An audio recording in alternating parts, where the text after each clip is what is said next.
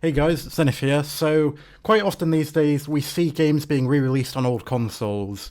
Like a while back there was that game on the Wii. I can't actually remember what it was called because it was just an indie game. But that's pretty much it, to be honest, is usually indie games getting released on old consoles these days.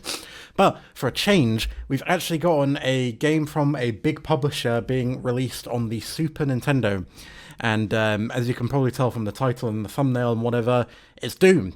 Doom is being re-released on the Super Nintendo. It's obviously originally on the Super Nintendo, although that wasn't its first release. It was ported to the Super Nintendo a while back in 1995, and they're doing it again today, nearly 30 years later. So it's obviously published by Bethesda. And it's kind of crazy because I never thought that I would see the Bethesda logo on a Super Nintendo box, which is just crazy because I don't think Bethesda even existed back then when Doom came out. But that's not the only wacky thing about this, but we'll get onto that later. So this is what they're calling the definitive Doom SNES experience. It adds new episodes, including Thy Flesh Consumed. It adds the Circle Strafe feature. I've never played Doom, so I don't actually know what that is. Monster respawning on difficulty, a high difficulty. I forgot the name of the difficulty that's for, but monsters respawn, which is interesting. Level codes and performance improvements, which is very good because the original port of Doom for the Super Nintendo, it was, it's obviously referred to as very impressive for its time, but these days it's not that great. You know, if you're used to playing games above 30 FPS, you're probably going to struggle a lot with Doom on the Super Nintendo. And interestingly, they've also added rumble support, they say, which is really weird because obviously the Super Nintendo does not have rumble support. It doesn't have motors in the controllers or anything. And they don't actually mention how this is meant to work. Maybe this is for to support for a 8-bit Doom controller with the wireless adapter, maybe. I use one of those on my Super Nintendo, but we can only speculate at the moment, so I'm not going to go too far with that. But yeah, we'll see what that ends up being. It's interesting that they are adding Rumble to a Super Nintendo game. Onto the editions, there is a standard version and a collector's version. We'll have a look at the standard version now, so I'll put it on the screen right now. It's there. So the Super Nintendo version the standard edition comes with a retro box. It comes with an instruction booklet. It comes with a 12-inch by 16-inch poster and a gunmetal coloured cart, and that is obviously different to the original cartridge, which I believe was red. In the US at least, I think the PAL cartridge was just the usual grey. But yeah, that's been quite a controversial change, is it being grey. I mean, it's grey. They can say it's gunmetal all they want, but it's grey. It might be a little bit shiny, but it's grey, okay? The grey cartridge is a bit controversial because people liked the original red one, but I mean, whatever. It's not an original game, and it's published by a company that was founded in, well, less than 10 years ago, so we'll get onto that in a bit, though, don't worry. So that's all you really get with it. We don't know how much the standard edition is going to cost, but I assume it's going to be quite expensive because, it's limited run games. But again, I'll get onto that in a bit, alright? I've got a big rent planned for you guys. So we'll move on to the collector's edition because that one's slightly more interesting, but also not really. So it comes with a premium embossed foil box, which is a little bit different to the normal one, although on the pictures it looks pretty much the same. But it's probably, going to be somewhat similar to like the Pokemon Emerald box. In fact, let me grab mine. You see boxes like this where it's kind of reflective and, this kind of stuff. Those are really nice boxes, and I really enjoy them. I love putting them on my shelf. So maybe that's worth it to some people, but again, it's not that special. And it looks to be the original artwork as well, but let me just check that. Okay, so it's I don't know what the term would be, but it's like a remaster of the original box art. So, with this one, you get the same poster. There's nothing extra special about the poster. It's the exact same one. They haven't made it holographic or anything. You get the same instruction booklet, and you get a slightly different coloured cartridge. It's also gunmetal, grey, and it has a blood splatter print. and metal plate labels. Ooh, interesting. It says metal plate labels, but I'm not sure if that's like a metallic sticker or it's actually a metal plate. I would hope it's the latter, but again, who knows? And finally, it comes with a numbered certificate of authenticity, because the collector's edition is limited to 666 copies. I'll talk a bit more about that later. Again, so something I've noticed on these editions is that the box and the cartridge, nowhere on it says Nintendo, so it is pretty clear that Nintendo isn't involved with this at all. I've got a Super Nintendo box here. Obviously, the one in the image is based on a US one, which has the black border around it. I'm in the UK, obviously, so our boxes are a little bit different, but it's somewhat similar. You can see right here the Super Nintendo logo. Instead of it having that on the Doom re-release, it says Forever Physical in that area with a similar looking logo. It's kind of lame. In fact, it's very lame. It makes this extremely lame. There's only one word I can use for it, and it's just lame. Like, what the hell? Just putting Forever Physical. It doesn't feel authentic now. It needs to say Super Nintendo. And that's the thing. It's obvious that Nintendo are not involved with this at all. Otherwise, they would be like, yeah, put the Super Nintendo logo on it. But, you see, they can't, because Nintendo hasn't really given them permission to do this, have they? So, they've had to go and replace the SNES logo with Forever Physical. And I can also see that they have something that looks like a certificate of authenticity, but the image is too low resolution for me to tell what it is. But from what I can see, it doesn't say Nintendo Certificate of Authenticity. It says something else. I don't know what that says, but it's not the Nintendo certificate. So yeah, the Collector's Edition and the Standard Edition, both quite lame, both very obviously, well, they're both very bootleggy, is probably a good way to describe them. They look like bootlegs, and that's probably because they are. It's limited run games, and I mean, to be fair, these, obviously it has the Bethesda logo and the ID logo on it. These companies that develop and publish the game are involved with it, but the truth is that it's not a Super Nintendo game. It's made by third parties, entirely by third parties. It's not produced by Nintendo. It's produced by probably the same companies that make all of the other repros of fake games. It's nothing special at all.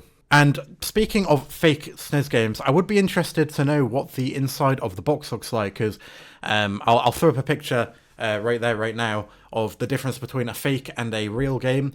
The inside of a Super Nintendo box will have somewhat grey cardboard like this, but on fake games you'll usually see quite bright white cardboard, so that would be interesting to see. I hope that they go for the authentic grey cardboard, but again, there's nothing authentic about this, so it's probably just going to be the cheap white cardboard. I doubt they would spend the extra money on this. Something else interesting about this, though, is the cartridge.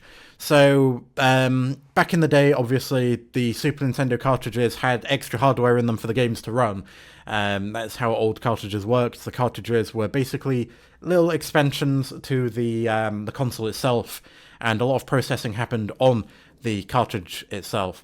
And obviously they don't make these cartridges anymore, so it will be interesting to see how this thing works. They didn't mention it at all, obviously, but yeah, I hope that it isn't just a Raspberry Pi Zero or something inside of this thing. And I hope that they've actually gone for a proper Super Nintendo cartridge with some actual hardware in it.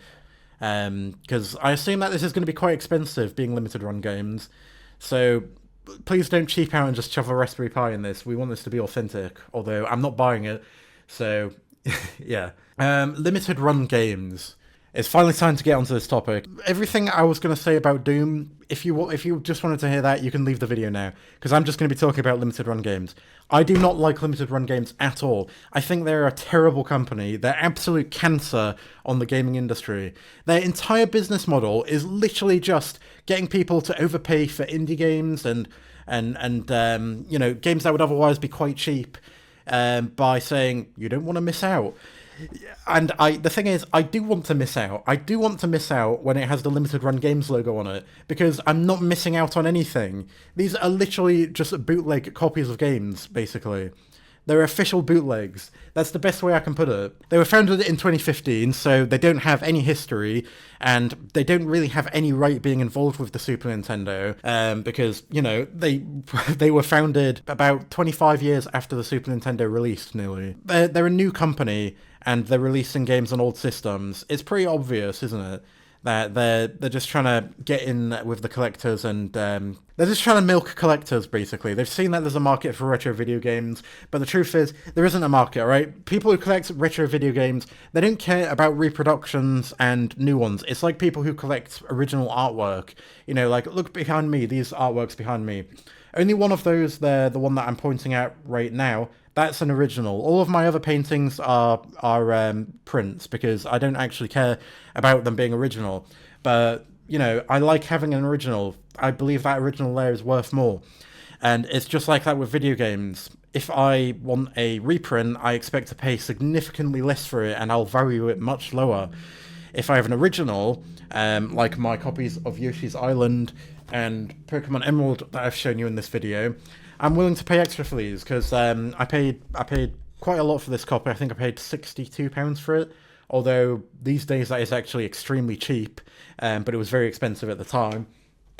And I don't remember how much I paid for this, but it wasn't really that much relative to probably what it costs today. But, you know, I like having the originals. There's a reason why I didn't buy a reprint, and it's because I want the authentic games. I'm collecting the authentic games. It's worthless if it's a reprint. It's just one of those things. Like, it's technically not that different to get a reprint, but it's just something that you want, you know. I don't know where I'm going with this. Anyways, usually they do it with indie games, and, you know, that's easy to overlook, because, you know, nobody's going to be caring about collector's edition of indie games in 10 years. They're not going to go up in value. Even though people think they will, they're not, all right? People aren't going to be paying hundreds of pounds for a copy of let's have a look. What said Run Games? Let's go on their website right now. Who is going to be swarming to get a limited copy of Photo Droid Delta? I'm not. I didn't even hear about this game, and it's $35. Let's have a look at how much this costs digitally. $20. So you're paying extra for a physical copy of it, and you don't get anything else with this either. You literally just get the disc. It's nearly double the retail price just to be a limited run. You see, it's just so stupid, and it's so predatory on collectors. The entire point of this is just to milk money out of FOMO, fear of missing out. And it's a dirty tactic. We all hate it when big companies like Nintendo do this. You remember the Mario 3D All-Stars, which obviously sold extremely well. People were very, very annoyed, and rightfully so, that they did a limited run of that. They said, we'll stop selling this in less than a year. And they did that. They did, but it still sold 10 million copies, and it's pretty obvious why they did that, because if you say, you're going to miss out on this if you don't buy it by this date, people will buy it. People will go and buy it, and they'll say, oh shit, I don't want to miss out on this. If it's going away soon, I don't want to be one of those people who doesn't have it. But now, you know, they've sold copies that at the time was 10% of the entire Switch console sales figures. So you see, but then again, that wasn't a limited quantity, it was a limited time release, and Nintendo were going to milk the fuck out of that from the beginning. They knew what they were doing, and that's exactly what limited run games do as well. Anyways, I really shouldn't keep going on about this, because I could honestly go on forever, and it's getting a bit renty now. The SNES re-release of Doom, it looks cool. I like how they're adding new features to it, and that's probably the main selling point of this.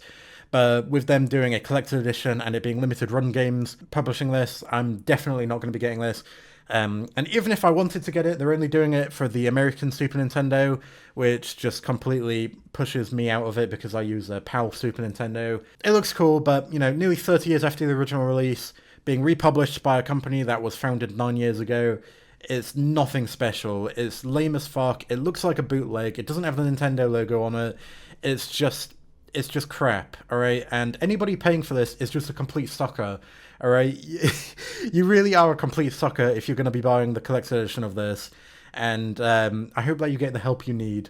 But if you've got money to burn, whatever, I mean, it is a limited edition, and all the copies will sell eventually, so I don't really blame people for thinking, oh, I may as well get it. If you have the money and you like Doom and you want to play it on the Super Nintendo, even though it won't be as good as playing this on a newer console, it's probably a fine thing to do if you're a big Super Nintendo fan. But, yeah, that's it really. I don't think this will be very sought after in a few years, so if you're going to buy it to play it. Don't buy it as an investment. And like I said in my previous video, buying video games as an investment is fucking stupid. I hate people who do that. And if you buy video games as an investment, you're a wanker. Okay, so please, just buy it to play it. I can definitely get on board with that. Anyways, thanks for watching. Please like and subscribe, and I'll see you in the next one. Please, if you disagree with me or whatever, or if you think you have anything to add to this, if you think you can change my mind, feel free to leave a comment. I'll probably respond, even if you leave a really horrible, mean comment, which I sometimes get. I'll read it, and yeah, thanks for watching, and bye.